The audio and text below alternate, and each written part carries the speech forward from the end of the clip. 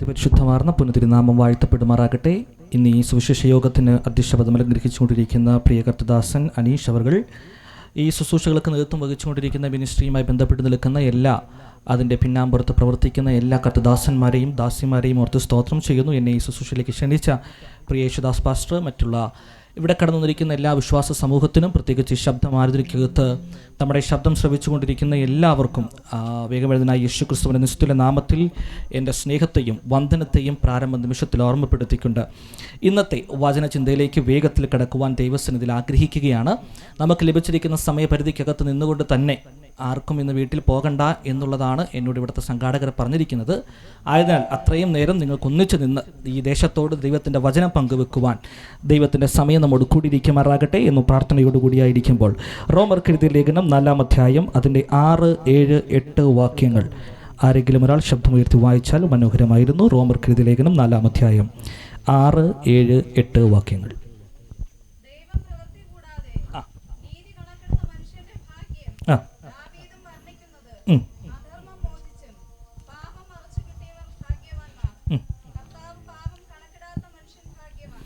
ഞാൻ ശബ്ദസംബന്ധിതത്തിൽ കൂടി ഒന്നും കൂടെ വായിക്കുന്നു. ദൈവം പ്രവൃത്തി കൂടാതെ നീതി കണക്കിടുന്ന മനുഷ്യൻ്റെ ഭാഗ്യം ദാവീദും വർണ്ണിക്കുന്നത്, അധർമ്മം മോചിച്ചും പാപം മറച്ചും കിട്ടിയവൻ ഭാഗ്യവാൻ, കർത്താവ് പാപം കണക്കിടാത്ത മനുഷ്യൻ ഭാഗ്യവാൻ. വളരെ മനോഹരമാർന്ന, നമുക്കെല്ലാവർക്കും കേട്ടുപരിചയമുള്ള, നമ്മളെല്ലാവരും സങ്കീർത്തനങ്ങൾ വായിക്കുന്നവരാണ്. വേദപുസ്തകം വായിക്കുന്നു എന്ന് ഞാൻ പറയുന്നില്ല, സങ്കീർത്തനം വായിക്കാറുള്ളവരാണ്. സങ്കീർത്തനം വായിക്കുമ്പോൾ ഏറ്റവും കൂടുതൽ നമുക്ക് സുപരിതമാർന്ന ചില ഭാഗങ്ങൾ കൂട്ടിയെടുത്തുകൊണ്ട് പൗലോസ് റോമയിലുള്ള സഭയ്ക്ക് ഒരു ലേഖനം എഴുതുകയാണ്. റോമയിലുള്ള സഭയ്ക്ക് താൻ ലേഖനം എഴുതുന്നതിൻ്റെ കാരണം, താൻ അവിടെ ഒന്ന് വിസിറ്റ് ചെയ്യാൻ ആഗ്രഹിക്കുന്നുണ്ട്, അവിടെ ഒന്ന് സന്ദർശിക്കുവാൻ ആഗ്രഹിക്കുന്നുണ്ട്. ആ സന്ദർശന വേളയിൽ ആ ദേശത്തോട്, ആ സമൂഹത്തോട്, അല്ലെങ്കിൽ ആ സഭയിലുള്ള ജനത്തോട് എന്താണോ താൻ പറയാൻ ആഗ്രഹിക്കുന്നത് അത് മുൻകൂട്ടി ഒന്ന് അറിയിക്കുകയാണ്. മുൻകൂട്ടി അറിയിക്കുന്നതിൻ്റെ കാരണം, അതിനകത്തിരിക്കുന്ന എല്ലാവരും ഒന്ന് ഒരുങ്ങണം എന്ന ആഗ്രഹത്തോടു കൂടിയാണ്. സഭയ്ക്കകത്തുള്ള ജനം മുഴുവൻ എന്തിനു വേണ്ടി ഒരുങ്ങണം? തൻ്റെ സുവിശേഷ ഘോഷണത്തിന് വേണ്ടി താൻ എത്തിച്ചേരുമ്പോൾ, ദൈവത്തിൻ്റെ വചനവുമായി നിൽക്കുമ്പോൾ, അതേ വചനത്തിൻ്റെ അതേ തീവ്രതയോടുകൂടി ആ ജനവും തന്നോടൊപ്പം വേണമെന്ന ആഗ്രഹത്തോടു കൂടിയാണ് റോമാ സഭയ്ക്ക് താൻ ലേഖനം എഴുതുന്നത്. ഇന്ന് പകലിൽ, ഇന്ന് രാത്രിയിൽ നാം ഈ വചനവുമായി ഈ ദേശത്ത് നിൽക്കുമ്പോൾ, ഈ ദേശത്തോട് ചിലത് അറിയിക്കേണ്ടത് എന്താണോ അത് ഈ വചനത്തിലൂടെ നമുക്ക് അറിയിക്കാനുണ്ട്. അതിന് നാം ഒന്നിച്ചാണ് അറിയിക്കാൻ പോകുന്നത്. ഞാൻ ഒറ്റയ്ക്ക് നിന്ന് ഇവിടെ നിന്ന് അറിയിക്കാൻ പോവുകയല്ല, മറിച്ച് ഇവിടെ കൂടി വന്നിരിക്കുന്ന നാം എല്ലാവരും ഒന്നിച്ച് നിന്നുകൊണ്ട് ചിലത് ഈ ദേശത്തോട് പറയാനുണ്ട്. അത് പറയാൻ ആഗ്രഹമുള്ള എത്ര പേര് ഇതിനകത്ത് ഇരിപ്പുണ്ട്? അവരുടെ കരങ്ങൾ ഉയർത്തി ദൈവത്തിന് സ്തുതി കരേറ്റാമല്ലോ. ഹല്ലേലൂയ. ഇവിടെ 3 കാര്യങ്ങൾ ദാവീദിൻ്റെ ഈ പ്രവചനത്തെ 4-ാം അധ്യായത്തെക്കുറിച്ച് പഠിക്കുമ്പോൾ, വിശ്വാസത്താൽ നീതീകരിക്കപ്പെട്ട അബ്രഹാമിനെക്കുറിച്ചും നീതീകരണം പ്രാപിക്കേണ്ടതിൻ്റെ ആവശ്യകതയെക്കുറിച്ചും റോമാ സഭയോട് പൗലോസ് പറഞ്ഞറിയിക്കുകയാണ്. എന്നാൽ അതിൻ്റെ ആരംഭം കിടക്കുന്നത് 3-ാം അധ്യായത്തിലാണ്. 3-ാം അധ്യായത്തിൽ താൻ ആരംഭം കുറിക്കുമ്പോൾ പറയുന്ന ഒരൊറ്റ വാചകം ഇതാണ്: ആകയാൽ യഹൂദൻ എന്തു വിശേഷതയുള്ളൂ? പരിച്ഛേദനയേറ്റെന്നോ, ന്യായപ്രമാണം പ്രമാണിക്കുന്നുവെന്നോ, മോശ കൊടുത്ത പ്രമാണത്തിന് കീഴിൽ കൽപ്പനകൾ അനുസരിച്ചാണ് ഈ ജനം പോകുന്നതെന്നോ ഒരു ദാർശന്യവും നിങ്ങൾക്ക് ആവശ്യമില്ല. ഈ കഴിവുകളൊക്കെ നിങ്ങൾക്കുണ്ടായിരിക്കാം, ഈ പ്രത്യേകതകളൊക്കെ നിങ്ങൾക്കുണ്ടായിരിക്കാം. പക്ഷെ നിങ്ങൾക്ക് പ്രത്യേകിച്ച് സവിശേഷതകളൊന്നും പറയാനില്ല എന്ന് പറഞ്ഞിട്ട് താൻ തുടർന്ന് വന്നുകൊണ്ട് പറയുകയാണ്, യഹൂദ സമൂഹമേ, അല്ലെങ്കിൽ ഇസ്രായേൽ ജനമായിരിക്കുന്ന ഈ ദൈവത്തിൻ്റെ വചനത്തെ അനുസരിച്ച് ജീവിക്കുന്നു എന്ന് പറയുന്ന, ന്യായപ്രമാണത്തെ അനുസരിച്ച് ജീവിക്കുന്ന യഹൂദനോട് നോക്കിയിട്ട് പറയുകയാണ്, നിങ്ങൾ ഇവയൊക്കെ പ്രമാണിച്ചു എന്ന് പറഞ്ഞാലും യഹോവയാൽ നീതീകരണം പ്രാപിച്ചില്ല എങ്കിൽ, അവൻ പാപമോചനം ലഭിച്ചിട്ടില്ല എങ്കിൽ, അധർമ്മം മാറ്റി കിട്ടിയിട്ടില്ലെങ്കിൽ, ലംഘനം ക്ഷമിക്കപ്പെട്ടിട്ടില്ലെങ്കിൽ നിങ്ങൾക്കും വലിയ പ്രത്യേകതകളൊന്നും പറയുവാനില്ല. ദൈവസന്നിധിയിൽ നിങ്ങളും വെറും പൂജ്യമാണെന്ന് പൗലോസ് ഉറച്ചു നിന്നുകൊണ്ട് ദേശത്തോട് പറയുകയാണ്. ഇന്ന് ഈ സമൂഹത്തിനകത്ത് നിൽക്കുന്ന നമ്മളോട് എല്ലാവരോടും കർത്താവ് പറയാൻ ആഗ്രഹിക്കുന്നത്, ഈ ദേശത്തോടും കർത്താവ് പറയാൻ ആഗ്രഹിക്കുന്നത്, നമ്മുടെ കുലമഹിമകൾ കണ്ടിട്ടല്ല, നമ്മുടെ വിദ്യാഭ്യാസത്തിൻ്റെ യോഗ്യത നോക്കിയിട്ടല്ല, നീ ചെയ്യുന്ന ജോലിയുടെ മഹത്വമല്ല, നീ ഇരിക്കുന്ന പദവികളല്ല, ഇവയൊന്നും നിന്നെ സ്വർഗത്തിലേക്ക് എത്തിക്കത്തില്ല, യേശുവിൻ്റെ സ്നേഹത്തിലേക്ക് എത്തിക്കത്തില്ല. മറിച്ച് നീ നീതീകരണം പ്രാപിച്ചിട്ടുണ്ടെങ്കിൽ, നിന്റെ ഈ ഈ കഴിവുകളെ മാറ്റിവെച്ചിട്ട്, നിന്റെ ഈ വിദ്യാഭ്യാസത്തെ മാറ്റിവെച്ചിട്ട്, നിന്റെ പദവികളെ മാറ്റിവെച്ചിട്ട്, അല്ല നിന്റെ കുലമഹിമകളെ മാറ്റിവെച്ചിട്ട് യേശുവിൻ്റെ മുമ്പിൽ നീ അടിയറവ് പറഞ്ഞാൽ നിനക്കൊരു നിത്യതയുണ്ട് എന്നുള്ളതാണ് ഇന്ന് പകലിൽ നാം പറയാൻ പോകുന്ന സുവിശേഷം. ഇന്ന് രാത്രിയിൽ ഇതിനകത്ത് പറയുന്ന കുറേ കാര്യങ്ങളുണ്ട്. പൗലോസ് ഇത് യഹൂദനോട് പറയാനുള്ള പ്രധാന കാരണം, അത് പറയാൻ വേദപുസ്തകത്തിൽ എൻ്റെ പഠനത്തിനകത്ത് പൗലോസിന് മാത്രമേ യോഗ്യതയുള്ളൂ എന്നാണ്. യഹൂദനോട് പറയാൻ അത്രയ്ക്കും പ്രാഗൽഭ്യമുള്ള വേറൊരു മനുഷ്യൻ വേദപുസ്തകത്തിലില്ല. കാരണം ഫിലിപ്പിയ ലേഖനത്തിൽ പൗലോസ് തന്നെ പറയുകയാണ്, ഞാൻ ആരാണ്. ആ ഭാഗം നിങ്ങൾക്ക് എല്ലാവർക്കും അറിയാമെന്ന് ഞാൻ വിശ്വസിക്കുന്നു. 8-ാം നാളിൽ പരിച്ഛേദനയേറ്റവൻ, ഇസ്രായേൽ ജാതിക്കാരൻ, എബ്രായരിൽ നിന്ന് ജനിച്ച എബ്രായൻ. ആമേൻ. അത് മാത്രമല്ല, ന്യായപ്രമാണം സംബന്ധിച്ച് പരീക്ഷനായിരിക്കുന്ന ഒരു മനുഷ്യൻ.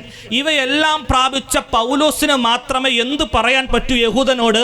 ഈ ദൈവസ്നേഹം കൂടി നിങ്ങളുടെ ഉള്ളിൽ വന്നില്ലെങ്കിൽ, അല്ല മറിച്ച് നിങ്ങളും നീതീകരണം പ്രാപിച്ചിട്ടില്ല എങ്കിൽ നിങ്ങൾക്കും വെറും വട്ടപൂജ്യം മാത്രമാണ് ദൈവത്തിൻ്റെ സന്നിധിയിലുള്ളത്.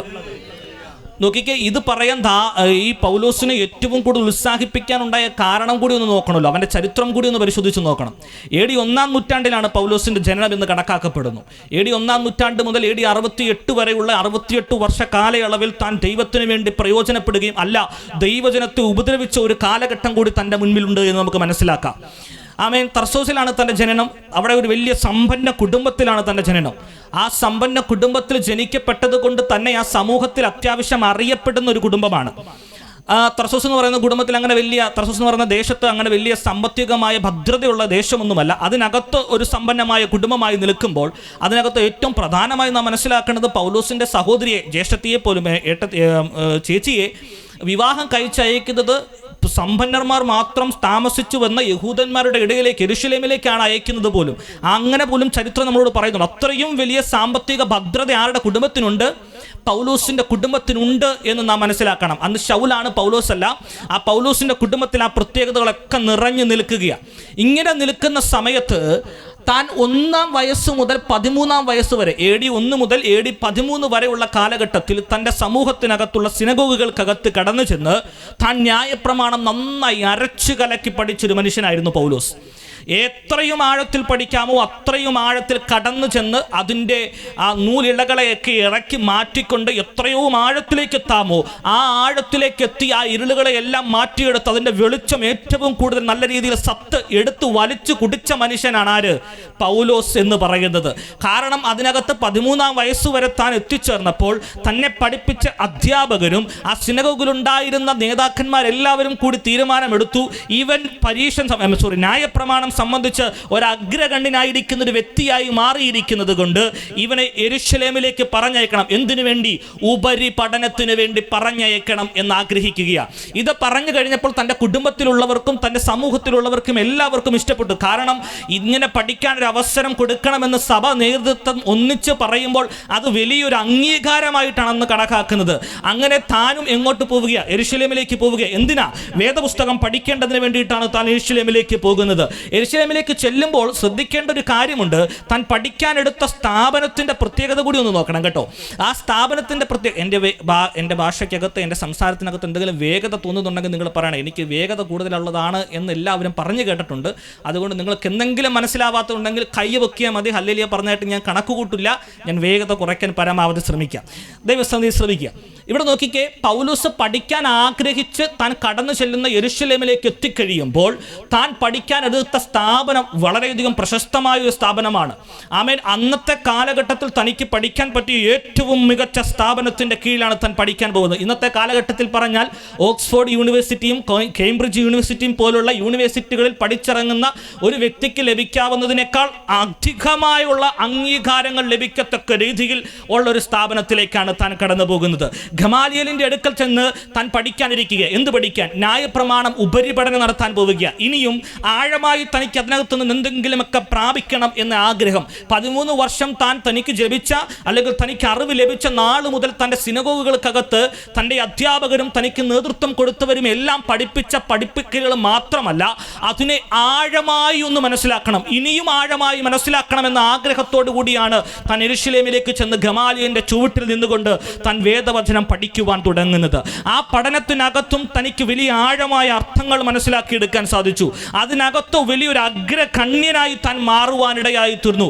ഇനി അതിനകത്ത് ഇനി പഠിക്കാൻ ഒന്നുമില്ല. ഏത് അറ്റം മുതൽ ഏതറ്റം വരെയും ഏത് ഭാഗത്തു നിന്നും ചോദിച്ചാലും ആ ഭാഗത്തു നിന്ന് പറയുവാൻ നൂലിടകൾക്ക് വ്യത്യാസമില്ലാത്ത രീതിയിൽ അരച്ച് കലക്കി പഠിച്ച ഒരു മനുഷ്യനാണ് പൗലോസ് എന്ന് പറയുന്നത്. അത്രയും ന്യായപ്രമാണം പഠിച്ച ആ മനുഷ്യനെ AD 24-ാം നൂറ്റാണ്ടിൽ തൻ്റെ 24-ാമത്തെ വയസ്സിൽ താൻ തിരികെ തൻ്റെ പട്ടണത്തിലേക്ക് പോവുക, തൻ്റെ ദേശത്തേക്ക് പോവുക. എന്തിനു വേണ്ടി?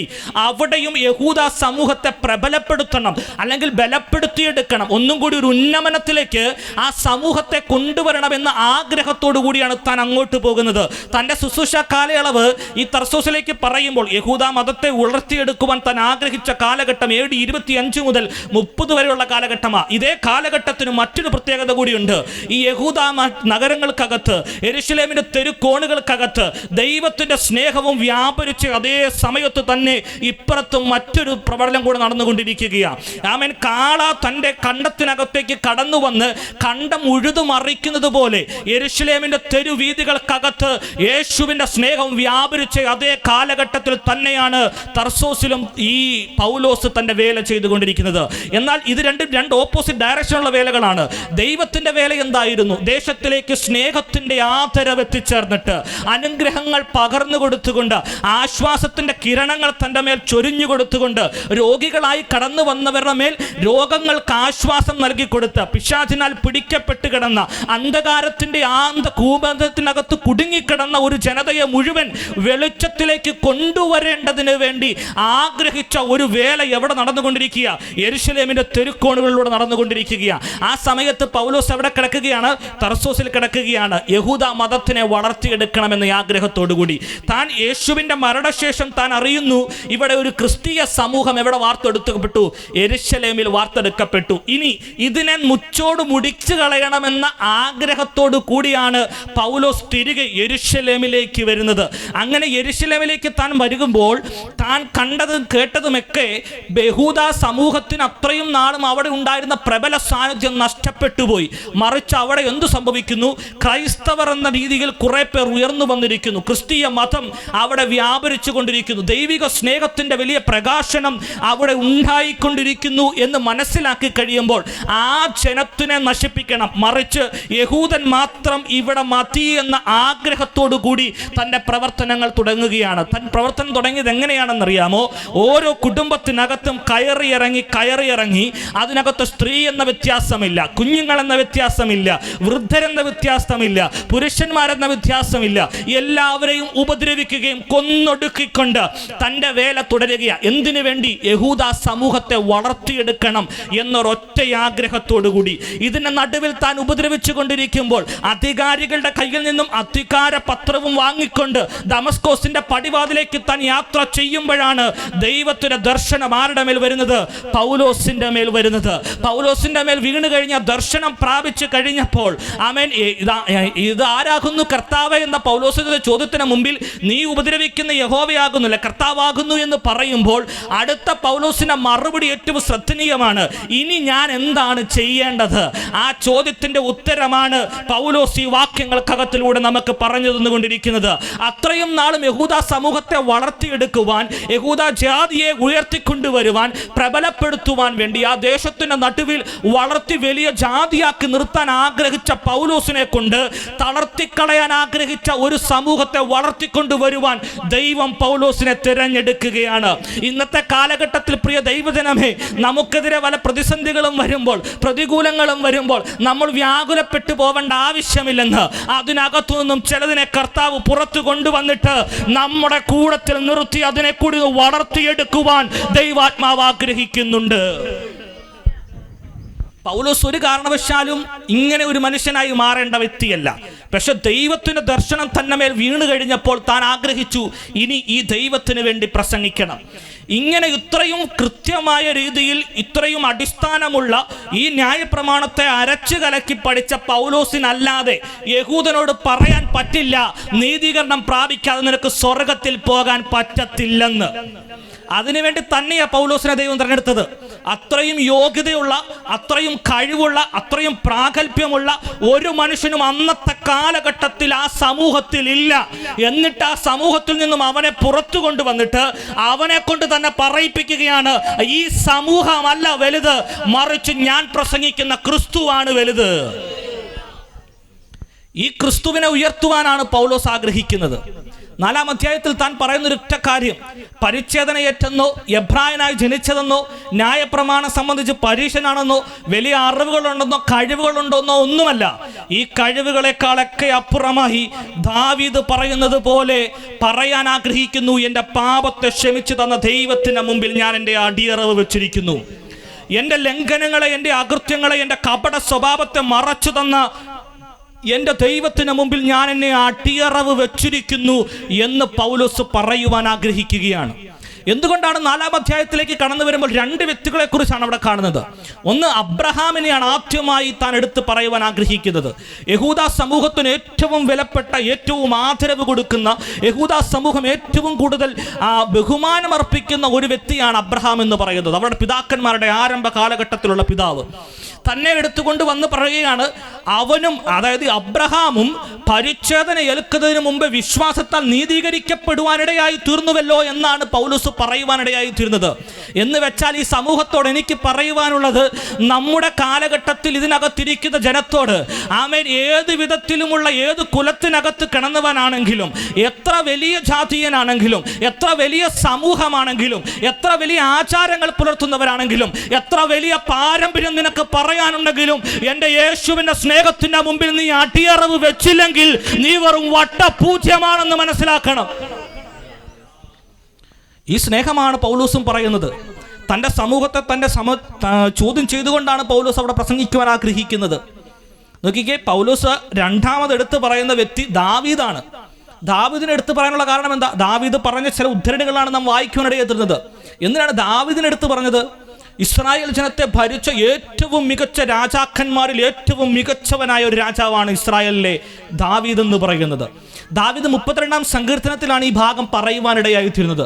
ദാവീദ് 32-ാം സങ്കീർത്തനത്തിൽ ഇത് പറയുമ്പോൾ ഇവിടെ 3 കാര്യങ്ങളാണ് പറയുന്നതെങ്കിൽ 32-ാം സങ്കീർത്തനത്തിലേക്ക് കടന്നു വരുമ്പോൾ നമുക്ക് കാണുവാൻ സാധിക്കുന്നത് 4 കൂട്ടം കാര്യങ്ങളാണ്. 32-ാം സങ്കീർത്തനം അതിൻ്റെ 1-2 വാക്യങ്ങൾ, ലംഘനം ക്ഷമിച്ചും പാപം മറച്ചും കിട്ടിയവൻ ഭാഗ്യവാൻ, യഹോവ അകൃത്യം കണക്കിടാതെയും ആത്മാവിൽ കപടമില്ലാതെയും ഇരിക്കുന്ന മനുഷ്യൻ ഭാഗ്യവാൻ. ഒരു ഭാഗ്യ പദവിയെക്കുറിച്ച് വർണ്ണിക്കുക. പൗലോസ് പറയുന്നു, ദാവീദും ഒരു ഭാഗ്യ പദവിയെക്കുറിച്ച് വർണ്ണിക്കുന്നുവല്ലോ എന്ന് പറഞ്ഞിട്ട് ആ ദാവീദ് പറഞ്ഞ വർണ്ണനയ്ക്കകത്ത് 4 കൂട്ടം കാര്യങ്ങൾ നമുക്ക് കാണാം.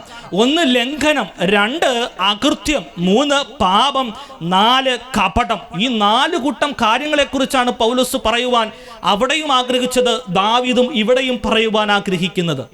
ദാവീദ് എന്തുകൊണ്ട് ഇത് പറയാൻ കാരണം? ദാവീദിൻ്റെ ജീവിതത്തിലും ഇത്രയും മനോഹരമാർന്ന രീതിയിൽ ഇസ്രായേൽ ജനത്തെ നയിച്ചൊരു രാജാവുണ്ട് എന്നെനിക്ക് തോന്നുന്നില്ല. ആമേൻ. ജനം മുഴുവൻ മറന്നുപോയ, ഒരിക്കൽ ഫെലിസ്തീനുമായുള്ള യുദ്ധത്തിനകത്തേക്ക് പെട്ടകവുമായി വന്ന ഏലിയുടെ മക്കൾ പെട്ടകവുമായി വരുന്നു. വിശുദ്ധരല്ലാത്ത, ദൈവവചനം പ്രമാണിക്കാത്ത, കൃത്യമായ നിലവാരത്തിൽ ദൈവസ്നേഹത്തിൽ നിലനിൽക്കാത്ത ഒരു സമൂഹം അവിടേക്ക് കടന്നു വരികയാണ്. അതുവരെയും പെട്ടകവുമായിട്ട് എവിടെയെങ്കിലും ചെന്നിട്ടുണ്ടെങ്കിൽ അവിടെ ജനത്തിന് മാത്രമാണ് വിടുതലും വിജയവും ഉള്ളത്. എന്നാൽ നീതീകരണമില്ലാത്ത, വിശുദ്ധീകരണം പ്രാപിക്കാത്ത ഒരു തലമുറ ആ പെട്ടകവുമായിട്ട് അങ്ങോട്ട് ചെല്ലുമ്പോൾ ഈ പെട്ടകം അവരുടെ കയ്യിൽ നിന്ന് നഷ്ടപ്പെട്ടു പോയി. ഇതിനെ പിന്നീട് കാണുന്നത് ഫിലിസ്തീർ കൊണ്ടുപോയി ദാഗോന്റെ ക്ഷേത്രത്തിൽ വെക്കുന്നതായിട്ടാണ്. പിന്നീട് ദാഗോന്റെ ക്ഷേത്രത്തിൽ കൊണ്ടുവച്ചുവെങ്കിലും ഈ ഫിലിസ്തീർക്ക് അതിനകത്ത് വലിയ സമാധാനമൊന്നും ഉണ്ടായില്ല. അതിനെ കൊണ്ടുപോയി വെക്കാൻ പറ്റിയെന്ന് മാത്രമേ പറയുന്നുള്ളൂ. അവിടെ കൊണ്ടുവച്ചതും അവരുടെ സമാധാനം നഷ്ടപ്പെട്ടു. കഷ്ടതയും പ്രതികൂലവും അവരുടെ മുമ്പിലേക്ക് കടന്നു വരികയാണ്. അവർ തന്നെ ഒരു തീരുമാനമെടുത്തു. ഇസ്രായേൽ ജനമല്ല കടന്നിട്ട് പറയുന്നത് നിങ്ങളുടെ സമാധാനത്തിനും കഷ്ടത്തിനും കാരണമായി തന്നിരിക്കുന്ന ഈ പെട്ടകം ഇരിക്കുന്നത് കൊണ്ടല്ല. അവർ തന്നെ പ്രശ്നങ്ങളൊക്കെ വെച്ച് നോക്കിക്കഴിഞ്ഞപ്പോൾ അവർക്ക് മനസ്സിലായി ഈ പെട്ടകം ഇവിടെ ഇരിക്കുന്നതാണ് അവരുടെ പ്രശ്നം. ഇവരെന്ത് ചെയ്തു? 2 കറവയുള്ള പശുക്കളെ എടുത്ത് ഒരു വാഹനമുണ്ടാക്കി ആ വാഹനത്തിനകത്തേക്ക് ഈ പെട്ടകത്തെ എടുത്തു വെച്ച് ജനത്തിന് തിരികെ കൊടുക്കുകയാണ്. ജനം എന്താ ചെയ്യുന്നത്? അതിനെ കൊണ്ടുവന്ന് മലമുകളിലുള്ളൊരു ഭവനത്തിലേക്ക് കൊണ്ടുപോയി വെക്കുകയാണ്. പിന്നീട് കുറേ കാലഘട്ടം എന്ന് പറഞ്ഞാൽ ശൗലിൻ്റെ രാജഭരണ കാലഘട്ടത്തിൽ ഈ ജനം ഈ പെട്ടകത്തെ മറന്നു കളഞ്ഞു. ഇങ്ങനെ ഒരു വചനമോ ഇങ്ങനെ ഒരു പ്രമാണമോ ഈ ജനത്തിന് ഉണ്ടായിരുന്നുവെന്ന് യഹോവ കൊടുത്ത ഈ പെട്ടകത്തെ മറന്നു ജീവിച്ച ഒരു രാജഭരണ കാലഘട്ടമാണ് ശൗലിന്റെ കാലഘട്ടത്തിൽ കാണുവാൻ സാധിക്കുന്നത്. അങ്ങനെ ഇരിക്കുന്ന വേളയിലാണ് ഗോലിയാത്തിനെ കൊന്നുകളഞ്ഞുകൊണ്ട് ആമേൻ രാജസ്ഥാനത്തേക്ക് ദാവീദിന്റെ രംഗപ്രവേശനം നമുക്ക് കാണുവാൻ സാധിക്കുന്നത്. ദാവീദ് രംഗപ്രവേശനം ചെയ്തതിനു ശേഷം നമുക്ക് കാണുവാൻ സാധിക്കുന്ന താനെടുത്ത സുപ്രധാനമാർന്ന തീരുമാനം ഈ പെട്ടകത്തെ തൻ്റെ മണ്ണിലേക്ക് തിരികെ കൊണ്ടുവരണമെന്നുള്ളതാണ്. അങ്ങനെ കൊണ്ടുവന്ന ഒരു ജനത മുഴുവൻ മറന്നുപോയ, ഒരു സമൂഹം മുഴുവൻ, ഒരു കാലഘട്ടം മുഴുവൻ മറന്നുപോയ ദൈവത്തിന്റെ പ്രമാണത്തെ തിരികെ തൻ്റെ പട്ടണത്തിലേക്ക് കൊണ്ടുവന്ന അത്രയും മഹാനായ ഒരു രാജാവും ഇസ്രായേൽ ജനത്തിന് ഇതുവരെയും ഉണ്ടായിട്ടില്ല. അതുകൊണ്ട് തന്നെയാണ് ആ രാജാവിൻ്റെ വാക്കുകൾ എടുത്തു പറഞ്ഞുകൊണ്ട് പൗലോസ് പറയാൻ ആഗ്രഹിച്ചത്, നിങ്ങളുടെ പാപത്തിനും ലംഘനത്തിനും അകൃത്യത്തിനും കപടത്തിനും ഒരു മറുപടി തരാതെ നിങ്ങൾ ഇവിടെ നിന്ന് കഴിഞ്ഞാൽ നിങ്ങൾക്ക് ഒരു ഗുണവും ഇല്ല എന്ന് പറയുവാൻ പൗലോസ് ആഗ്രഹിക്കുന്നത്. 4 കൂട്ടം കാര്യങ്ങൾ: ലംഘനം, കപടം, അകൃത്യം, പാപം. എന്താണ് ലംഘനം? എന്താ ലംഘനം? ഒറ്റ വാക്കിൽ പറഞ്ഞാൽ ദൈവം എന്തെങ്കിലും ചെയ്യരുത് എന്ന് പറഞ്ഞിട്ട് അത് ചെയ്യുന്നതാണ് ലംഘനം. ഇപ്പം നമ്മൾ നോക്കിക്കഴിഞ്ഞാൽ നമ്മുടെ സമൂഹത്തിനകത്ത് നിയമലംഘനങ്ങൾ പറയാറുണ്ട്. എന്താ നിയമലംഘനം? ഇത്ര വേഗതയ്ക്ക് മുകളിൽ നിങ്ങൾ വാഹനം ഓടിക്കരുത് എന്ന് പറയുമ്പോൾ അതിനേക്കാൾ ഉപരിയായ ഒരു വേഗത നിങ്ങൾ കൈവരിച്ചുകൊണ്ട് ആ വാഹനം നിയന്ത്രിക്കുകയാണെങ്കിൽ അതെന്തായി മാറി? നിയമലംഘനമായി മാറി. ഇനി ഒരു സിഗ്നൽ ലൈറ്റിൽ നിൽക്കുന്ന സമയത്ത് ഒരു റെഡ് ലൈറ്റ് നമ്മൾ വയലേറ്റ് ചെയ്ത് ആ യാത്ര നമ്മൾ തുടരുകയാണെങ്കിൽ അതെന്തായി മാറി? നിയമലംഘനമായി മാറി. എന്ന് പറയുന്നത് പോലെ ദൈവം കുറെ പ്രമാണങ്ങൾ ആർക്ക് കൊടുത്തിട്ടുണ്ട്? ജനത്തിന് വേണ്ടി കൊടുത്തിട്ടുണ്ട്, സമൂഹത്തിന് വേണ്ടി കൊടുത്തിട്ടുണ്ട്. ഈ ദേശത്തിൽ ഈ ശബ്ദപരിധിക്കകത്ത് ഞങ്ങളെ കേട്ടുകൊണ്ടിരിക്കുന്ന എല്ലാവർക്കും, അല്ല ഇതിനകത്തിരിക്കുന്ന നമുക്ക് മാത്രമല്ല, ഇതെവിടെയൊക്കെ ഉണ്ടോ ഈ സമൂഹത്തിനകത്ത്, ഈ ലോകത്തിൻ്റെ 5 വൻകരകൾക്കകത്തും താമസിക്കുന്ന സമൂഹത്തിന് മുഴുവൻ കൊടുത്തിരിക്കുന്ന കുറെ പ്രമാണങ്ങളുണ്ട്. ഈ പ്രമാണങ്ങൾക്കകത്ത് എന്തെങ്കിലും ലംഘനം സംഭവിച്ചിട്ടുണ്ടെങ്കിൽ ഒരു ഏറ്റുപറച്ചിൽ ഇന്ന് രാത്രി അനിവാര്യമാണ്.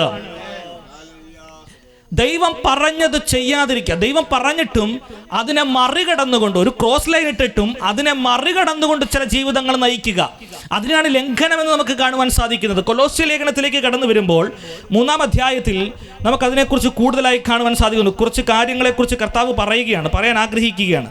എന്നിട്ട് പറയുക, 3-ാം അധ്യായം 5-ാം വാക്യം: ആകയാൽ ദുർനടപ്പ്, അശുദ്ധി, അതിരാഗം, ദുർമോഹം, വിഗ്രഹാരാധനയായ അത്യാഗ്രഹം, ഇങ്ങനെ ഭൂമിയിലുള്ള നിങ്ങളുടെ അവയവങ്ങളെ മരിപ്പിപ്പീൻ.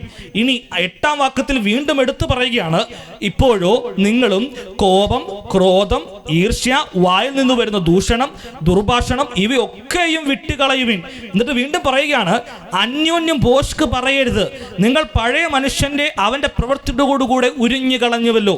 സമൂഹത്തോട് നമുക്ക് പറയാനുള്ള കുറെ കാരണങ്ങൾ ഇതിനകത്ത് കിടക്കുകയാണ്. സമൂഹത്തോട് മാത്രമല്ല, ഇതിനകത്തിരിക്കുന്ന നമ്മൾ ഓരോരുത്തരും പ്രമാണിക്കേണ്ട കുറെ കാര്യങ്ങൾ ഇതിനകത്ത് കിടപ്പുണ്ട് എന്ന് നിങ്ങൾ യാഥാർത്ഥ്യം മനസ്സിലാകണം.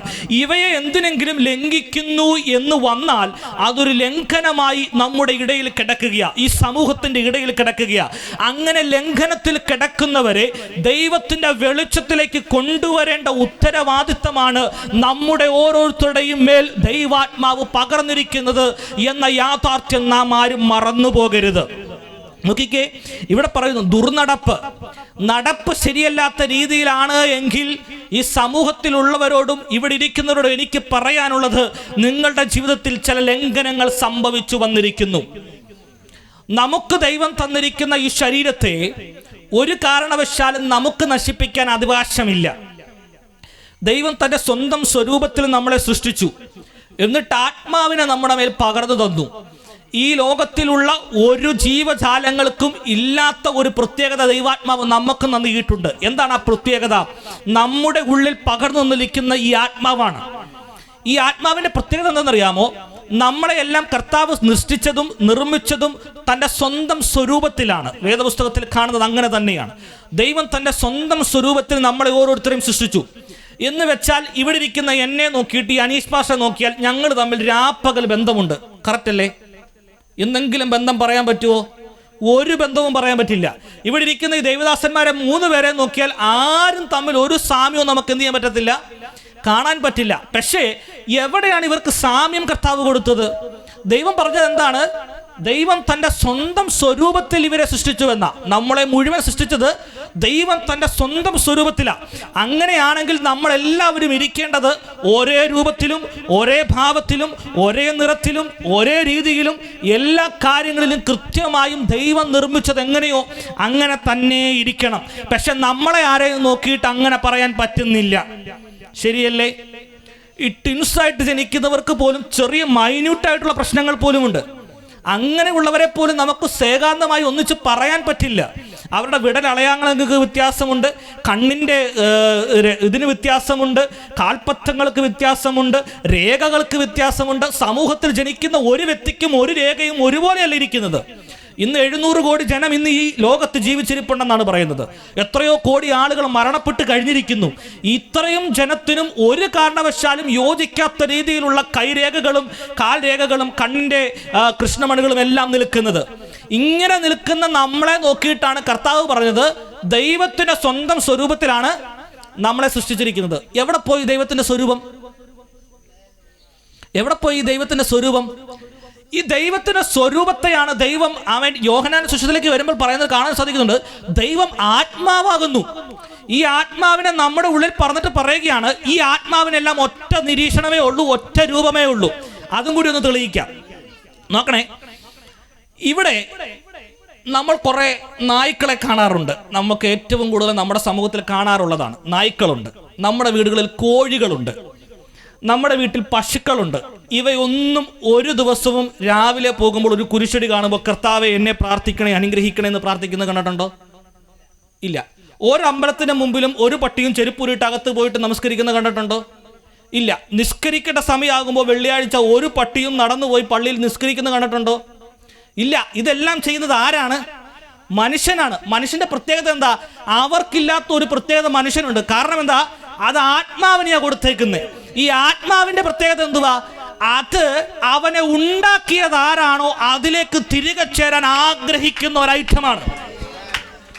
നമ്മുടെ ഉള്ളിൽ പകർന്നിരിക്കുന്ന ഈ ആത്മാവിന്റെ പ്രത്യേകത ഇവനെ എവിടെ ഉണ്ടാക്കിയോ അവിടേക്ക് എത്തിച്ചേരണമെന്ന ആഗ്രഹത്തോടെ അകത്ത് പ്രവർത്തിച്ചു കൊണ്ടിരിക്കുകയാണ്. അതുകൊണ്ടാണ് മനുഷ്യൻ ഈ സമൂഹത്തിൽ നിന്നുകൊണ്ട് ചെയ്യുന്ന എന്ത്? എവിടെയാണ് സത്യദൈവം? എവിടെയാണ് സന്മാർഗമായ ദൈവം? എവിടെയാണ് സത്യം കിടക്കുന്നത്? എവിടെയാണ് വെളിച്ചം കിടക്കുന്നത്?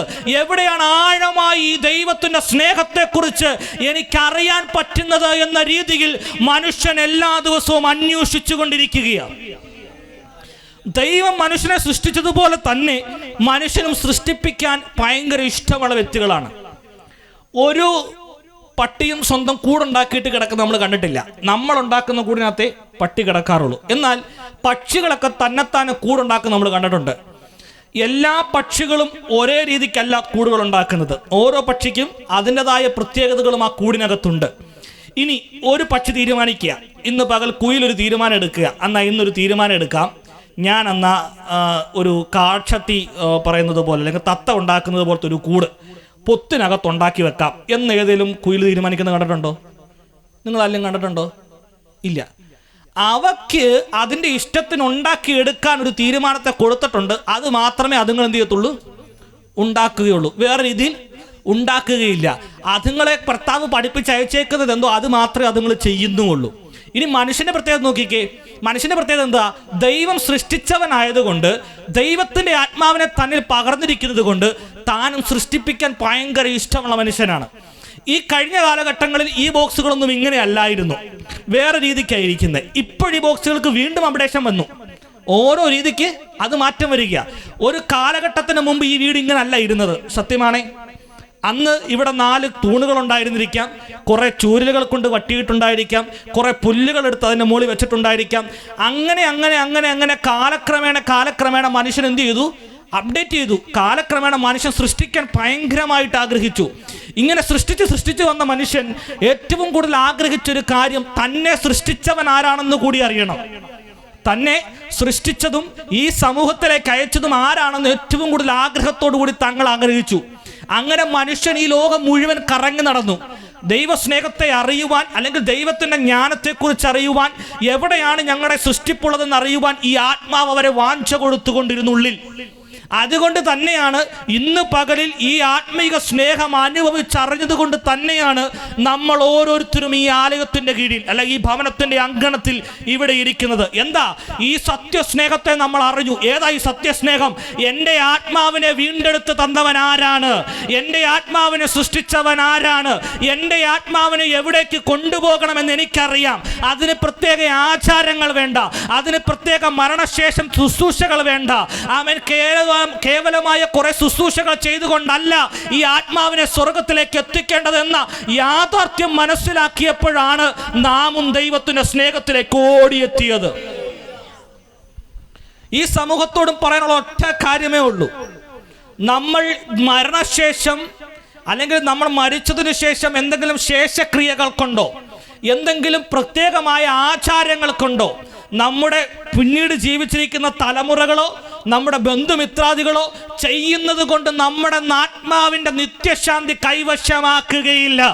മറിച്ച് നാം ചെയ്യേണ്ട ഒറ്റ കാര്യം, നിങ്ങൾ ജീവിച്ചിരിക്കുമ്പോൾ ചെയ്യുന്നത് നല്ലതാകിലും തീയതാകിലും അതിനെ പ്രാപിക്കുവാൻ തക്കവണ്ണം സ്വർഗത്തിലേക്ക് നിങ്ങളെ ഒരു ക്ഷണമുണ്ട്. ആ ക്ഷണത്തിൽ അവിടെ ചെന്നിട്ട് പറയണം, ഈ ആത്മാവിൻ്റെ ജീവൻ ഞാൻ തിരിച്ചറിഞ്ഞിട്ടുണ്ട്, ഈ വില ഞാൻ തിരിച്ചറിഞ്ഞിട്ടുണ്ട്.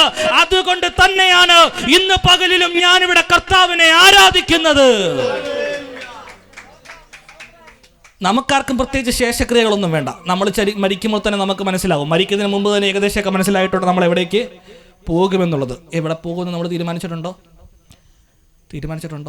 അയ്യോ, നിങ്ങളെല്ലാവരും എന്നെ വളരെ വിഷമത്തോടെ നോക്കുന്നു. എൻ്റെ വീട് ഇടുക്കിയിൽ കട്ടപ്പന എന്ന പാസ്റ്റർ പറഞ്ഞപ്പം ഞങ്ങളുടെ നാട്ടിൽ ഈ മൃഗങ്ങളെയൊക്കെ കാണുമ്പോൾ നോക്കുന്നത് പോലെ എന്തോ ഒരു വിഷമത്തോടെ എന്നെ നോക്കുന്നത് പോലെ എനിക്ക് തോന്നുന്നു.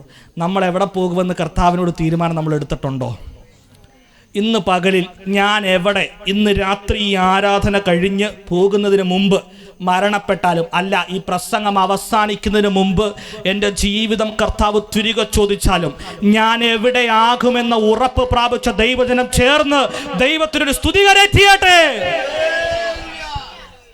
ഈ ഉറപ്പ് പ്രാപിക്കാത്ത ആരെങ്കിലും ഈ ശബ്ദം കേട്ടുകൊണ്ടിരിക്കുന്നുണ്ടെങ്കിൽ പ്രിയ ദൈവദാസന്മാരുടെ സാന്നിധ്യത്തിൽ നിന്നുകൊണ്ട് ഞാൻ ഈ ദേശത്തോട് പറയാൻ ആഗ്രഹിക്കുന്ന ഒരൊറ്റ കാര്യം, നിങ്ങളുടെ ശേഷക്രിയകൾ കൊണ്ടല്ല ഈ ദൈവസ്നേഹത്തിലേക്ക് എത്തിച്ചേരുന്നത്. ഈ സ്വർഗം കൈവശമാക്കുവാൻ, ഈ നിത്യത കൈവശമാക്കുവാൻ നിങ്ങൾ ചെയ്യേണ്ടത് നിങ്ങളുടെ ജീവിതത്തിൽ നിങ്ങൾ ജീവിച്ചിരിക്കുമ്പോൾ തന്നെ ഈ കർത്താവിൻ്റെ സ്നേഹത്തെ അറിയുകയും മാനസാന്തരപ്പെടുകയും വായുകൊണ്ട് എൻ്റെ കർത്താവ് മാത്രമാണ് രക്ഷിതാവെന്ന് ഏറ്റുപറയുകയും ഈ ജീവിതത്തിൽ ഞാൻ ചെയ്ത കുറവുകൾ, പാപങ്ങൾ, എൻ്റെ ജീവിതത്തിൽ വന്നിരിക്കുന്ന ലംഘനങ്ങൾ, അകൃത്യങ്ങളെല്ലാം ക്ഷമിച്ചു തരണമേ എന്ന് ഒരൊറ്റ വാചകത്തിനകത്ത് നിനക്ക് നിത്യത കൈവശമാക്കുവാൻ സാധിക്കും. അങ്ങനെ കൈവശമാക്കിയ കുറച്ചു പേരായി ഈ വീടിൻ്റെ മുറ്റത്ത് ഇങ്ങനെ ഇരിക്കുന്നത്. ചിലപ്പോൾ 30 വർഷമോ ചിലപ്പോൾ 15 വർഷമോ ചിലപ്പോൾ 10 വർഷമോ ചിലപ്പോൾ മാസങ്ങളോ മാത്രമേ ആയിട്ടുണ്ടാകുള്ളൂ. ഈ ഉറപ്പ് പ്രാപിച്ചിട്ട് തന്നെയാണ് നമ്മൾ ഓരോരുത്തരും ഇവിടെ നിൽക്കുന്നത്. ആമേൻ.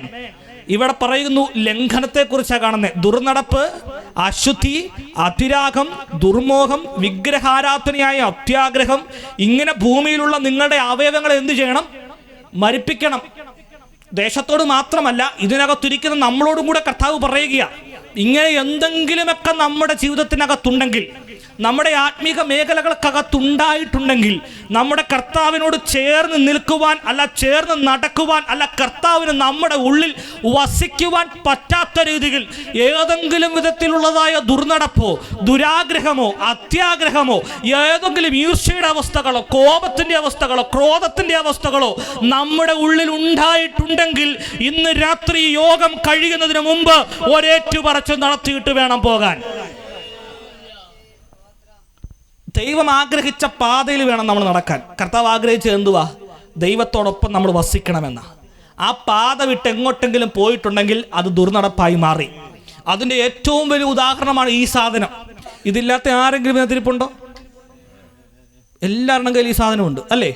ഇതിനകത്ത് എന്തൊക്കെ വരുന്നു എന്നുള്ളതിനെക്കുറിച്ച് വലിയ ഗ്രാഹ്യമൊന്നും ചിലപ്പോൾ പ്രായമായവർക്കില്ലെങ്കിലും കുഞ്ഞുങ്ങളായ എല്ലാവർക്കും ഉണ്ട്. ഏതൊക്കെ ഭാഗത്തേക്ക് ലോകത്തിൻ്റെ ഏത് കോണിലേക്കും ഏത് അവസ്ഥയിലേക്കും ഇറങ്ങിപ്പോകാൻ പറ്റുന്ന ഒരു അവയവമാണ് ഈ ഇരിക്കുന്നത്. ഈ അവയവത്തെയും കൊല്ലാൻ നമുക്ക് എന്ത് ചെയ്യണം? പറ്റണം. ഈ സമൂഹത്തിനകത്ത് ജീവിക്കുന്ന പലരും ഇതിൻ്റെ അഡിക്ഷനിൽ നിന്ന് മാറി വരണമെന്ന് ആഗ്രഹിക്കുന്ന പലരുമുണ്ട്.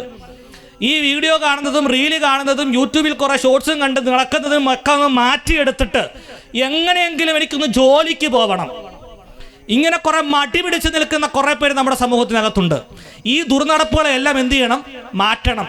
ദുർനടപ്പിന്റെ വേറൊരു പ്രത്യേകത ഇപ്പോഴത്തെ കാലഘട്ടത്തിൽ പറയാനുള്ളത് രാത്രിയിൽ ഉറക്കമില്ലായ്മയാണ്. രാത്രിയിൽ ഉറക്കമില്ലായ്മയുടെ പ്രധാന കാരണം ഈ സാധനം തന്നെയാണ്. പാതിരാത്രിക്ക് 12 മണിക്കും 1 മണിക്കും ആരെ വിളിച്ചാലും ഇപ്പോൾ കിട്ടും. പണ്ടൊക്കെ 10 മണി കഴിഞ്ഞാൽ ഫോൺ വിളിച്ചാൽ എടുക്കത്തില്ല, കാരണം ഫോൺ സ്വിച്ച് ഓഫ് ആണ്, അല്ലെങ്കിൽ സൈലന്റ് ആക്കിയിട്ടാണ് കിടന്നുറങ്ങുന്നത്. സമാധാനത്തോടെ എന്ത് ചെയ്യണം? കിടന്നുറങ്ങണം. ഇപ്പോൾ ഒരൊറ്റ റിങ് മതി, ഫോൺ എന്തേലും എടുക്കും. കാരണം എന്തിരിക്കുക? ഈ സാധനം കയ്യിലിരിക്കുക. ഇങ്ങനെ കയ്യിൽ കൊണ്ടു നടക്കുന്ന ഈ സാധനത്തിനകത്ത് നിന്ന് വരുന്ന പാപത്തിന്റെ ചിന്തകൾ ഈ പാതിരാത്രിക്കും അല്ലെങ്കിൽ ഏതെങ്കിലും സമയത്തൊക്കെ നമ്മുടെ ഉള്ളിലേക്ക്, നമ്മുടെ ഹൃദയത്തെ കൊണ്ടുപോകുന്ന രീതിയിൽ, ഈ ലോകത്തിന്റെ ഇച്ഛകളിലേക്ക് കൊണ്ടുപോകുന്ന രീതിയിൽ വരുന്ന പാപത്തിന്റെ ചിന്തകൾ നിന്റെ അകത്ത് കടന്നു വന്നിട്ടുണ്ടെങ്കിൽ നിനക്ക് ഈ സ്വർഗരാജ്യം അവകാശമാക്കുവാൻ സാധിക്കുകയില്ല.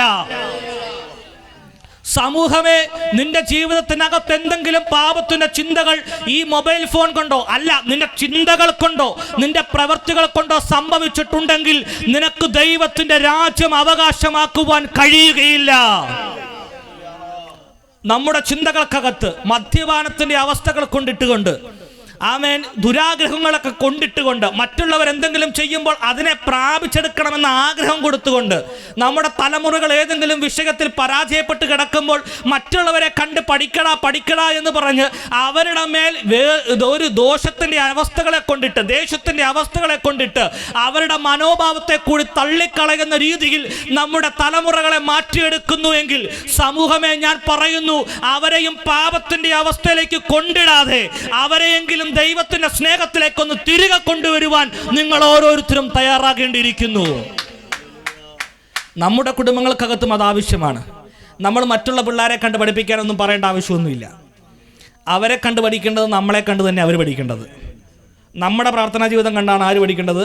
നമ്മുടെ തലമുറ പഠിക്കേണ്ടത്. ഇനി അവരോട് പറയേണ്ട, പൗലോസ് പ്രാർത്ഥിച്ചതുപോലെ പ്രാർത്ഥിക്കാനും, ദൈവം കർത്താവിൻ്റെ സന്നിധിയിൽ എങ്ങനെ ഇരുന്ന് പ്രാർത്ഥിച്ചുവോ അതുപോലെ പ്രാർത്ഥിക്കാനും നമ്മൾ പറഞ്ഞ് പഠിപ്പിക്കേണ്ട ആവശ്യം നമുക്കില്ല. മറിച്ച് എന്താ ചെയ്യേണ്ടേ? നമ്മുടെ പ്രാർത്ഥനാ ജീവിതം കണ്ടിട്ട് ആര് പഠിക്കണം? നമ്മുടെ തലമുറ പഠിക്കണം. ഇനി തലമുറയുടെ ഒറ്റ കാര്യം, നമ്മുടെ പ്രാർത്ഥന കണ്ടിട്ട് വേണം നമ്മുടെ അപ്പനും അമ്മയും പ്രാർത്ഥന പഠിക്കാൻ. ശരിയല്ലേ? അവർക്കൊരു ലജ്ജ കൊടുക്കണ്ടേ? മക്കൾ, ഇവിടെ കുറച്ച് പിള്ളേരിപ്പുണ്ടല്ലോ, മക്കളെ എടാ ശ്രദ്ധിക്കണേ, നമ്മുടെ പ്രാർത്ഥന കണ്ടിട്ട് വേണം എന്ത് പഠിക്കാൻ? നമ്മുടെ മാതാപിതാക്കൾ പ്രാർത്ഥന പഠിക്കാൻ. അങ്ങനെ ഒരു ശിക്ഷ വേണ്ടേ പാസ്റ്ററെ? ശരിയല്ലേ? ഇന്നത്തെ സമൂഹത്തിന് ഫോണും കുത്തിക്കൊണ്ടിരിക്കുന്ന നമ്മുടെ മാതാപിതാക്കൾക്ക് അങ്ങനെ ഒരു ശിക്ഷ ആര് കൊടുക്കണം? നമ്മുടെ തലമുറ കൊടുക്കണം. നമ്മുടെ പ്രാർത്ഥന കണ്ടിട്ട് വേണം ആര് പഠിക്കാൻ? നമ്മുടെ സമൂഹം പഠിക്കാൻ. നമ്മുടെ ജീവിതം കണ്ടിട്ട് വേണം നമ്മുടെ സമൂഹം പഠിക്കാൻ. നമ്മുടെ നടപ്പ് കണ്ടിട്ട് വേണം ആര് പഠിക്കാൻ? നമ്മുടെ ദേശം പഠിക്കാൻ, നമ്മുടെ അയൽവാസികൾ പഠിക്കാൻ, നമ്മുടെ സഭയിലുള്ളവർ പഠിക്കാൻ, നമ്മുടെ സ്കൂളിലുള്ളവർ പഠിക്കാൻ, നമ്മുടെ ജോലി സ്ഥലത്തുള്ളവർ പഠിക്കാൻ. നമ്മുടെ ജീവിതത്തിലെ നമ്മുടെ രീതികളും നമ്മുടെ സംസാരവും നമ്മുടെ പ്രയോഗങ്ങളും കണ്ടിട്ട് വേണം ആര് പഠിക്കാൻ? ഈ സമൂഹം മുഴുവൻ പഠിക്കാൻ. അങ്ങനെ എന്തെങ്കിലും കുറവുകൾ ഇതിനകത്തിരിക്കുന്നവരിൽ ഉണ്ടെങ്കിൽ നിങ്ങളിലും ലംഘനം സംഭവിച്ചു എന്ന യാഥാർത്ഥ്യം നിങ്ങൾ മനസ്സിലാക്കാതെ പോകരുത്. അങ്ങനെ എന്തെങ്കിലും ഉണ്ടെങ്കിൽ ഇന്ന് രാത്രി ഏറ്റു പറഞ്ഞിട്ട് വേണം പോവാൻ. ഏതെങ്കിലും ലംഘനം നമ്മുടെ ജീവിതത്തിൽ കടന്നു വന്നിട്ടുണ്ടെങ്കിൽ, സമയം വേഗത്തിൽ പോകുന്നതുകൊണ്ട് അടുത്ത ഭാഗത്തേക്ക് ഞാൻ കടക്കുകയാണ്. 2 അകൃത്യമാണ്. 1 ലംഘനം, 2 അകൃത്യം. ലംഘനം എന്തുമായിരുന്നു? ദൈവം പറഞ്ഞതിനെ വിട്ട് അല്ലെങ്കിൽ അതിൻ്റെ അതിരുകളെ വിട്ട് കടന്നു പോകുന്നതിന്, ഏതെങ്കിലും കാര്യങ്ങൾ ചെയ്യരുതെന്ന് പറഞ്ഞിട്ടുണ്ടെങ്കിൽ അത് ചെയ്യുന്നതിനെയാണ് ലംഘനം എന്ന് പറയുന്നത്. ഇതിന് നേരെ ഓപ്പോസിറ്റ് റിയാക്ഷനാണ് എന്തിന്? അകൃത്യത്തിന്. ദൈവം എന്തെങ്കിലും ചെയ്യണമെന്ന് പറഞ്ഞിട്ട് ചെയ്യാതിരുന്നാൽ അത് അകൃത്യമായി മാറി. ദൈവം എന്തെങ്കിലും ചെയ്യരുത് എന്ന് പറഞ്ഞിട്ട് നമ്മൾ ചെയ്യുന്നുണ്ടെങ്കിൽ അത് ലംഘനവും, ദൈവം എന്തെങ്കിലും ചെയ്യണമെന്ന് പറഞ്ഞിട്ട് നമ്മൾ ചെയ്യാതെയും ഇരുന്നു കഴിഞ്ഞാൽ അത് അകൃത്യമായി മാറി. ഇനി നമ്മുടെ സ്വഭാവത്തിനകത്ത് കൊണ്ടുവരേണ്ട കുറേ കാര്യങ്ങൾ ദൈവത്താത്മാവ് പറഞ്ഞിട്ടുണ്ട്. ഇവയൊക്കെ നമ്മൾ പാലിക്കുന്നവരാണെന്നൊന്ന് ശ്രദ്ധിച്ചു നോക്കണം. ഈ സമൂഹത്തോടും എനിക്ക് പറയാനുള്ള ഒറ്റ കാര്യം അത് തന്നെയാണ്. നമ്മുടെയൊക്കെ ജീവിതത്തിനകത്ത് ഈ പറയപ്പെടുന്നതായ എന്തെങ്കിലും ഇല്ലാതെ വന്നിട്ടുണ്ടെങ്കിൽ നിങ്ങളുടെ ജീവിതത്തിലും എന്ത് സംഭവിച്ചു? അകൃത്യം സംഭവിച്ചു. ഈ അങ്കണത്തിനകത്തിരിക്കുന്ന നമ്മുടെ ഓരോരുത്തരുടെയും ജീവിതത്തിലും അകൃത്യം സംഭവിച്ചു എന്ന് മനസ്സിലാക്കണം. എന്താ അകൃത്യത്തിനെ കൊണ്ട് പറയുന്നത്? 12-ാം വാക്യത്തിലാണ് കാണുന്നത്. അതുകൊണ്ട് ദൈവത്തിൻ്റെ വൃതന്മാരും വിശുദ്ധന്മാരും പ്രിയരുമായി ഉള്ളവരെ, മനസ്സലിവ്, ദയ, താഴ്മ, സൗമ്യത, ദീർഘക്ഷമ എന്നിവ ധരിച്ചുകൊണ്ട് അന്യോന്യം പൊറുക്കുകയും ഒരുവനോട് ഒരുവന് വഴക്കുണ്ടായാൽ തമ്മിൽ ക്ഷമിക്കുകയും ചെയ്യണം. നമ്മുടെയൊക്കെ ജീവിതത്തിൽ ക്ഷമയുണ്ടോ? ക്ഷമയുണ്ടോ? നമ്മൾ പലപ്പോഴും ഒരു വട്ടം ക്ഷമിച്ചിട്ട് രണ്ടാമത് ക്ഷമിക്കേണ്ട ഒരു അവസ്ഥ ഉണ്ടായത് നമ്മൾ പറയുന്ന ഒറ്റ കാര്യമാണ്, ഞാൻ എൻ്റെ ക്ഷമയുടെ നെല്ലിപ്പലക കണ്ടു. എന്ത് കണ്ടു? എപ്പോഴാണ് കണ്ടത്? ആദ്യം ഒന്ന് ക്ഷമിച്ചു, രണ്ടാമത് പറയാനുള്ള മടി കൊണ്ട്, ക്ഷമിച്ചു എന്ന് രണ്ടാമത് പറയാനുള്ള മടി കൊണ്ട് ഇനി ചോദിച്ചുകൊണ്ട് ഇങ്ങോട്ട് ആരും വരണ്ട എന്ന് പറയാൻ വേണ്ടിയിട്ടാണ് പറയുന്നത്, ഞാൻ ക്ഷമയുടെ നെല്ലിപ്പലക കണ്ടു. ആരും നെല്ലിപ്പലക ഇതുവരെ കണ്ടിട്ടില്ല ക്ഷമയുടെ.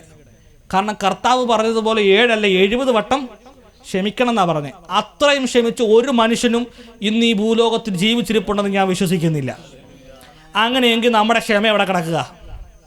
നമ്മൾ കർത്താവിനെ സംബന്ധിച്ച് നമ്മൾ ക്ഷമിക്കുന്നവരാണോ? നമ്മുടെ സഹോദരങ്ങളോട്, നമ്മുടെ സമൂഹത്തോട്.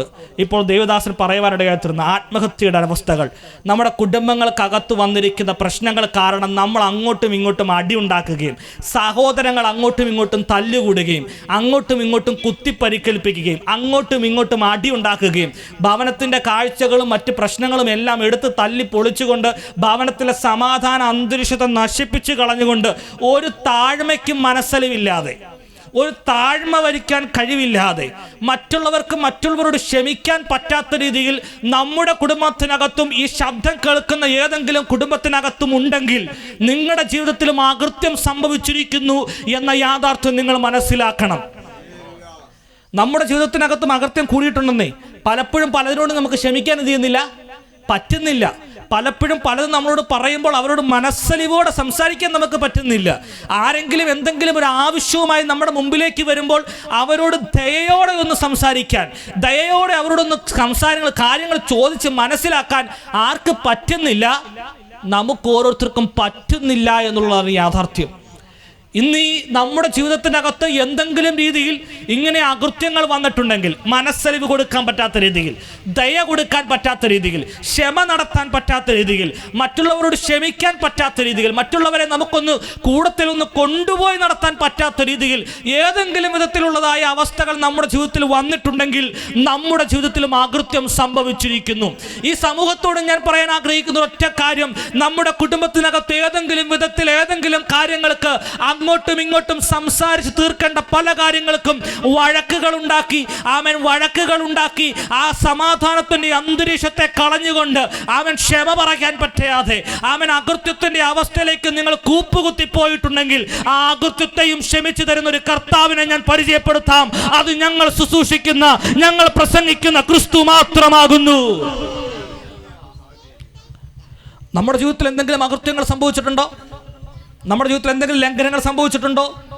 ഇങ്ങനെ സംഭവിച്ചിട്ടുണ്ടെങ്കിൽ ആ അകൃത്യത്തെ മാറ്റിയെടുക്കുവാൻ, ആ ലംഘനത്തെ മാറ്റിയെടുക്കാൻ പറ്റുന്ന ഒരു കർത്താവിനെ ഞാൻ നിങ്ങളുടെ മുമ്പിൽ പരിചയപ്പെടുത്താൻ ആഗ്രഹിക്കുകയാണ്. ഇനി അവസാന കാര്യങ്ങൾ കൂടി പറഞ്ഞ് വാക്കുകൾക്ക് വിരാമം കുറിക്കാൻ ആഗ്രഹിക്കുക. മൂന്നാമത് ദാവീദ് പറയുവാൻ ആഗ്രഹിക്കുന്ന ഒരു കാര്യം പാപത്തെക്കുറിച്ചാണ്. എന്താണ് പാപം? കർത്താവ് ആഗ്രഹിച്ചത് ഈ പാപത്തിൽ നിന്ന് ഒരു മോചനം പ്രാപിക്കണമെന്ന് നമ്മൾ ഓരോരുത്തരും. അതുകൊണ്ട് തന്നെയാണ് സ്വന്തം പ്രാണനെ തുല്യം സ്നേഹിച്ച തൻ്റെ മകനെ ഈ ലോകത്തിൻ്റെ ഭൂപ്പരപ്പിലേക്ക് അയച്ചിട്ട് നമ്മുടെ എല്ലാവരുടെയും പാപത്തിൻ്റെ പരിഹാരത്തിനു വേണ്ടി സ്വന്തം പ്രാണനും സ്വന്തം ചോരയും നൽകി, അവസാനത്തെ തുള്ളി രക്തവും വെള്ളവും നൽകി നമ്മളെ വീണ്ടെടുത്തതിൻ്റെ കാരണം നമ്മളും പാപത്തിൽ നിന്നും ഒരു മോചനം പ്രാപിക്കണമെന്ന ആഗ്രഹത്തോടു കൂടിയാണ്.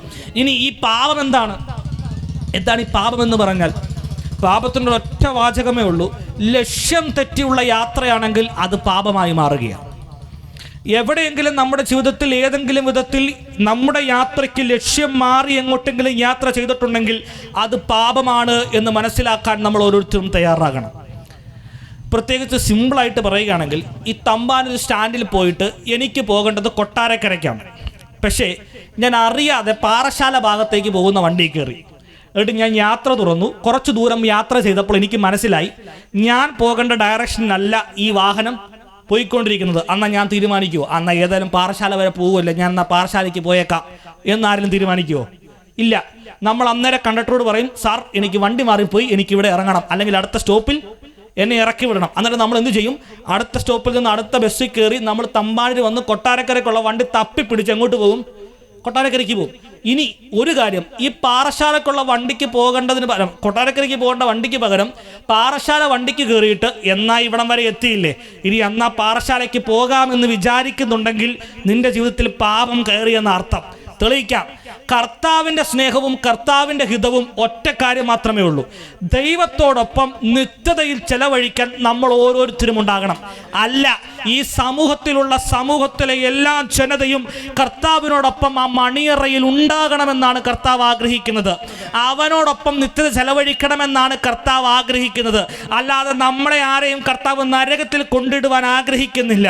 നമ്മൾ പെന്തക്കോസ്തുകാരെ മാത്രം കൊണ്ടുപോകാനല്ല കർത്താവ് വരുന്നത്. മറിച്ച് ഈ ലോകത്തിൽ യേശുവിൻ്റെ സ്നേഹം അറിഞ്ഞിട്ടുണ്ടോ ഇല്ലയോ എന്നുള്ളതല്ല, എല്ലാ മനുഷ്യനെയും സ്വർഗത്തിലേക്ക് കയറ്റണമെന്ന കർത്താവിൻ്റെ ആഗ്രഹം. ആ ആഗ്രഹത്തോടു കൂടി തന്നെയാണ് താൻ 3.5 വർഷം ഈ ലോകത്ത് തന്നെ വേല ചെയ്തതും തൻ്റെ അപ്പോസ്തലന്മാരെ ഈ ലോകത്തിൻ്റെ അറ്റത്തോളം പറഞ്ഞയച്ചിട്ട് ഈ സുവിശേഷം എത്തിക്കുകയും ചെയ്തത്. ആമേൻ. അങ്ങനെ ആ ദൈവസ്നേഹം അറിഞ്ഞിട്ടും ആ നിത്യത കൈവശമാക്കാൻ പറ്റാത്ത രീതിയിൽ നമ്മുടെ യാത്രക്കകത്ത് എന്തെങ്കിലും തടസ്സങ്ങൾ ഉണ്ടായിട്ടുണ്ടെങ്കിൽ, അല്ല ലക്ഷ്യം മറന്ന് നമ്മൾ യാത്ര ചെയ്യുന്നുണ്ടെങ്കിൽ, നമ്മുടെ യാത്രയിലെ ഏതെങ്കിലും പ്രവൃത്തികൾ, നമ്മുടെ യാത്രയിലെ ഏതെങ്കിലും ചിന്തകൾ, നമ്മുടെ യാത്രയിലെ ഏതെങ്കിലും സംസാരങ്ങൾ, നമ്മുടെ യാത്രയിലെ നമ്മുടെ പ്രവൃത്തികൾ എന്തിലെങ്കിലും ഒരു വീഴ്ച സംഭവിച്ചിട്ട് നമ്മുടെ യാത്ര നിത്യതയ്ക്ക് പകരം നിത്യമായ നരകത്തിലേക്കാണ് എങ്കിൽ നിന്റെ ജീവിതത്തിൽ പാപം കടന്നു വന്നു എന്നാണ് യാഥാർത്ഥ്യം. അതിനി പ്രത്യേകിച്ചൊരു പ്രവാചകൻ വന്ന് തലയെ കൈ വെച്ച് പറയേണ്ട ആവശ്യമൊന്നുമില്ല നിന്റെ ജീവിതത്തിൽ പാപമുണ്ടെന്ന്. IPCയുടെ പ്രബുദ്ധനായ ദേവദാസൻ, തൻ്റെ സ്ഥാപകനായിരിക്കുന്ന ദേവദാസൻ K. ഇബ്രാഹിം സാർ തൻ്റെ ആത്മകഥയ്ക്കകത്ത് പറഞ്ഞൊരൊറ്റ വാചകമുണ്ട്. ഏറ്റവും പ്രശസ്തനീയമായൊരു വാചകമാണ്. താൻ പറഞ്ഞൊരൊറ്റ വാചകം: എന്നെ ഞാൻ അറിയുന്നത് പോലെ നിങ്ങൾ അറിഞ്ഞിരുന്നുവെങ്കിൽ എന്നെ ബഹുമാനിക്കുകയില്ലായിരുന്നു. എങ്ങനെയാണ് ആ വാചകം? എന്നെ ഞാൻ അറിയുന്നത് പോലെ നിങ്ങൾ അറിഞ്ഞിരുന്നുവെങ്കിൽ നിങ്ങൾ എന്നെ എന്ത് ചെയ്യത്തില്ലായിരുന്നു? ബഹുമാനിക്കില്ലായിരുന്നു. നമ്മളെ കാണുമ്പോൾ പൊതുസമൂഹം പലപ്പോഴും നമ്മളെ ആദരിക്കും, ബഹുമാനിക്കും, കസേര കൊണ്ട് തരും. പക്ഷേ എന്നെ ഞാൻ അറിയുന്നത് പോലെ നിങ്ങൾ ആരെങ്കിലും അറിഞ്ഞിരുന്നെങ്കിൽ നിങ്ങൾ എനിക്ക് കസേര തരത്തില്ല, ഒരു ഗ്ലാസ് വെള്ളം പോലും എന്ത് ചെയ്യത്തില്ല, തരത്തില്ല. സത്യമല്ലേ? സത്യമല്ലേ? ഇനി നിങ്ങളോട് നിങ്ങൾ പറ, നിങ്ങളുടെ തലയിൽ വന്ന് പ്രവാചകൻ തലയെ കൈവച്ചിട്ട് വേണോ നിങ്ങൾക്കുള്ളിൽ പാപമുണ്ടെന്ന് മനസ്സിലാക്കാൻ, അകൃത്യമുണ്ടെന്ന് മനസ്സിലാക്കാൻ? ഇനി ഓരോ ഭവനത്തിലും കയറി ഇറങ്ങി ചെന്ന് പറയേണ്ട ആവശ്യമൊന്നുമില്ല. പറയരുതെന്നല്ല ഞാൻ പറഞ്ഞത്, അങ്ങനെ പറയേണ്ട ആവശ്യമില്ലെന്ന് പറഞ്ഞതിൻ്റെ കാരണം, ആമേൻ, അവർക്ക് തന്നെ മനസ്സിലാകുന്നുണ്ട് എന്ത്, എൻ്റെ ജീവിതം എങ്ങോട്ടാണ് കൊണ്ടുപോകുന്നത് എന്നുള്ളത്. നരകത്തിലേക്കാണ് നിങ്ങളുടെ യാത്രയെന്ന് ഈ ശബ്ദം കേൾക്കുന്ന ആരുടെയെങ്കിലും ഹൃദയത്തിൽ തോന്നുന്നുണ്ടെങ്കിൽ, നിത്യതയിൽ കർത്താവിനോടൊപ്പം സമയം ചെലവഴിക്കാൻ പറ്റാത്ത രീതിയിലാണ് എൻ്റെ യാത്ര പോകുന്നത് എന്ന് ഈ ശബ്ദം കേൾക്കുന്ന ആർക്കെങ്കിലും തോന്നുന്നുണ്ടെങ്കിൽ, ഇന്ന് പകൽ കർത്താവ് പറയുന്നു, നിന്റെ ജീവിതത്തിൽ പാപത്തിൻ്റെ കൊടിയ പന്താവുകൾ താണ്ടിയിരിക്കുന്നു. ഇനി അതിൽ നിന്ന് മോചനം തരുവാൻ പറ്റുന്ന ഒരൊറ്റയൊരുത്തൻ അത് ഞാൻ പ്രസംഗിക്കുന്ന അല്ല, നമ്മൾ ഓരോരുത്തരും ഒന്നിച്ചു നിന്ന് പ്രസംഗിക്കുന്ന ക്രിസ്തു മാത്രമാകുന്നു. ഈ പാപത്തിൽ നിന്ന് മോചനം തരുവാൻ, ഈ പാപത്തിന്റെ അവസ്ഥയിൽ നിന്ന് നമ്മളെ വീണ്ടെടുക്കുവാൻ സ്വന്തം പ്രാണനെ തന്നിട്ട് കർത്താവ് പറയുകയാണ്, ഇനി നിങ്ങൾ ആരും ഈ പാപത്തിലേക്ക് പോകരുതെന്ന്. എന്നിട്ടാ കർത്താവ് പറഞ്ഞ ഇതേ കുറേ കാര്യങ്ങൾ, കൊലോസ്യ ലേഖനത്തിലുള്ള കാര്യങ്ങൾ. നിങ്ങൾ ഇനി ഇങ്ങനെ ജീവിക്കണം. എങ്ങനെ ജീവിക്കണം? നിങ്ങൾക്ക് ദയയുണ്ടാവണം, ദീർഘക്ഷമയുണ്ടാകണം, മനസ്സലിവുണ്ടാകണം, മറ്റുള്ളവരോട് ക്ഷമിക്കാൻ കഴിയണം. ഇങ്ങനെ ജീവിക്കുന്നവരെ കുറിച്ചാണ് കർത്താവ് പറയുന്നത്. ഞാനും നിങ്ങളും ഒന്നിച്ച് കാഹളം ധ്വനിക്കുമ്പോൾ അവനോടൊപ്പം മണിയറയിൽ ഉണ്ടാകുമെന്ന് പറയുന്നത് അങ്ങനെ ജീവിക്കുന്ന ഓരോ വ്യക്തികളെയും കുറിച്ചാണ്. ഇന്നത്തെ ഈ ശബ്ദം കേൾക്കുന്ന ഏതെങ്കിലും കുടുംബത്തിനകത്ത് ആമേൻ ഇങ്ങനെ ജീവിക്കാൻ പറ്റാത്ത രീതിയിൽ, ദൈവം ഈ ശരീരത്തെ നശിപ്പിച്ച് കളയുന്ന രീതിയിൽ മദ്യപാനം കൊണ്ടോ അല്ല നിങ്ങളുടെ ജീവിതത്തിൽ വന്നിരിക്കുന്ന ഏതെങ്കിലും ആസക്തികൾ കൊണ്ടോ, മയക്കുമരുന്നുകൾ കൊണ്ടോ, നിങ്ങളുടെ ജീവിതത്തിലെ രോഗങ്ങൾ കൊണ്ടോ നിങ്ങൾ ആശ്രയിച്ച് കഴിയുന്നുവെങ്കിൽ, ഇന്ന് പകൽ കർത്താവ് പറയുന്നു, അതിൽ നിന്നും മോചനം തരാൻ പറ്റുന്ന ലോകത്തിലെ ഒരു മരുന്നുമല്ല, മറിച്ച് ലോകത്തെ രക്ഷിക്കുവാൻ താണ ഭൂമിയിലേക്ക് തന്റെ പദവികളെ എല്ലാം മാറ്റിവെച്ചിട്ട് ഇറങ്ങി വന്ന ഒരു ക്രിസ്തുവിനെ ഞാൻ പരിചയപ്പെടുത്താം. ആ ക്രിസ്തുവിന്റെ സ്നേഹത്തിലേക്ക് നിങ്ങളെ ഞാൻ സ്വാഗതം ചെയ്യുന്നു.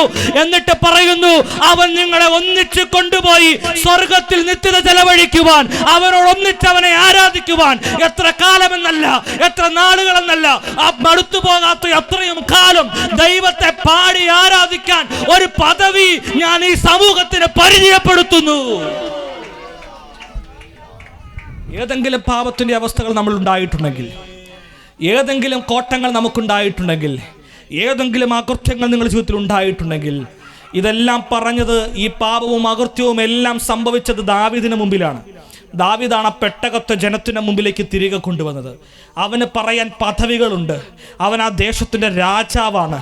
ആ രാജാവായിരിക്കുന്ന മനുഷ്യന് പോലും തൻ്റെ ഉള്ളിൽ പാപവും അകൃത്യവും കപടവും കയറിയെന്ന് മനസ്സിലാക്കിയപ്പോൾ ഏറ്റു പറയാൻ തയ്യാറായതുപോലെ ഇന്ന് ഈ സമൂഹത്തിലുള്ള എല്ലാവരോടും എനിക്ക് പറയാനുള്ളത്, നിങ്ങളുടെ ജാതികൾ കണ്ടിട്ടല്ല ദൈവം സ്വർഗത്തിലേക്ക് കൊണ്ടുപോകാൻ പോകുന്നത്.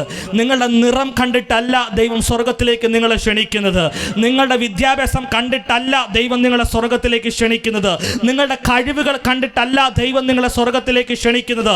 മറിച്ച് ഈ ലോകത്തിൽ ജീവിച്ച കാലഘട്ടത്തിൽ ഈ ദൈവസ്നേഹത്തെ അറിഞ്ഞപ്പോൾ ആ ദൈവസ്നേഹമാണ് യാഥാർത്ഥ്യം എന്ന് മനസ്സിലാക്കിയിട്ട് ഒരു മനസ്സൊരുക്കമുണ്ടായി, ഒരു മനസ്സലിവുണ്ടായി, മാനസാന്തരം പ്രാപിച്ചിട്ട് ഈ ദൈവമാണ് ഏക രക്ഷകൻ എന്ന് മനസ്സിലാക്കി വായ് കൊണ്ട് ഏറ്റു പറയാൻ തയ്യാറാകുന്നവരെ ദൈവസ്നേഹത്തിലേക്ക് കൊണ്ടുപോകുവാനാണ് എൻ്റെ കർത്താവ് വീണ്ടും വരാൻ പോകുന്നത്.